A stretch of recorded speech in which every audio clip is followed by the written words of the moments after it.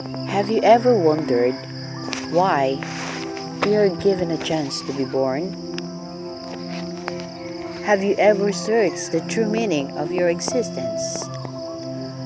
What are your experiences?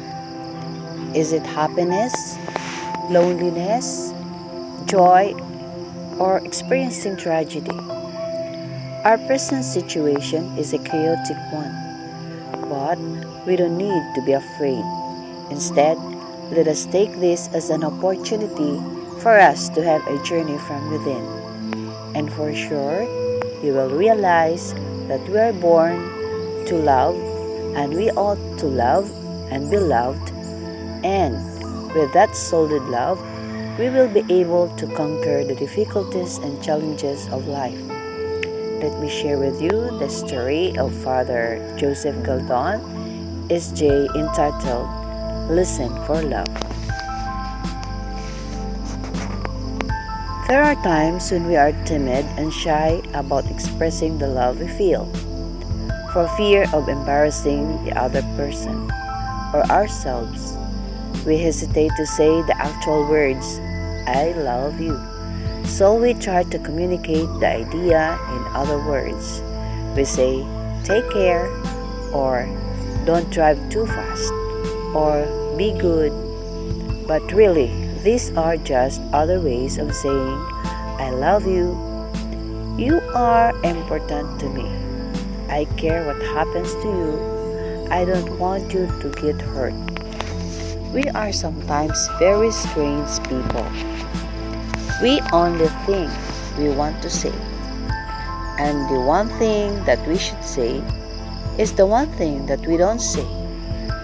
And yet, because the feeling is so real and the need to say is so strong, we are driven to use other words and signs to say what really mean. And many times, the meaning never gets communicated at all, and the other person is left feeling unloved and unwanted. Therefore, we have to listen for love in the words that people are saying to us. Sometimes the explicit words are necessary, but more often, the manner of saying the things is even more important. A joyous insult, or even cariño brutal, carries more affection and love with it than sentiments which are expressed insincerely. An impulsive hug says, I love you, even though the words might be saying something very different. Any expression of a person's concern for another says, I love you. Sometimes the expression is clumsy, sometimes even cruel. Sometimes we must look and listen very intently for the love that is contained. But it is often there, beneath the surface. A mother may nag her son constantly about his grades or cleaning his room. The son may hear only the nagging, but if he listens carefully, he will hear the love underneath the nagging. His mother wants him to dwell, to be successful. Her concern and love for her son unfortunately emerges in her nagging, but it is love all the same. A daughter comes home late, way past her curfew, and her father confronts her with angry words. The daughter may hear only the anger, but if she listens carefully, she will hear the love under the anger.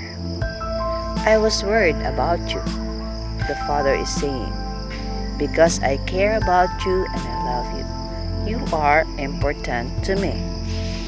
We say I love you in many ways, with birthday gifts and little notes, with smiles and sometimes with tears. Sometimes we show our love with tears. Sometimes by keeping quiet and not saying a word, and sometimes by speaking out brusquely. We show our love sometimes in gentleness, sometimes by thoughtfulness, sometimes by impulsive. Many times we show our love by forgiving someone who has not listened to the love we have tried to express. The problem in listening for love is that we don't always understand the language of love which the other person is using. A girl may use a tears or emotion to say what she wants to say, and her boyfriend may not understand her because he expects her to be talking his language. The problem with our world is that people rarely listen to each other. They hear the words but they don't listen to the action that accompany the words or the expression of the face. Or people listen only for rejection or misunderstanding. They do not see the love there was just beneath the surface, even if the words are angry.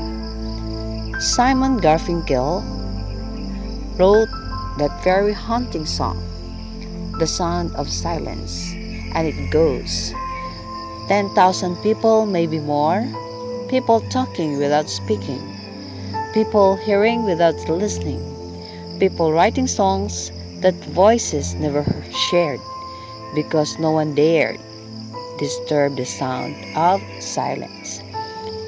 It is a terrifying picture of our modern world, a world without communication of love. We have to listen for love in those around us. If we listen intently, we will discover that we are a lot more loved than we realized. We have to listen for God's love. Thomas Merton says that God's essence is to speak. Ours is to listen.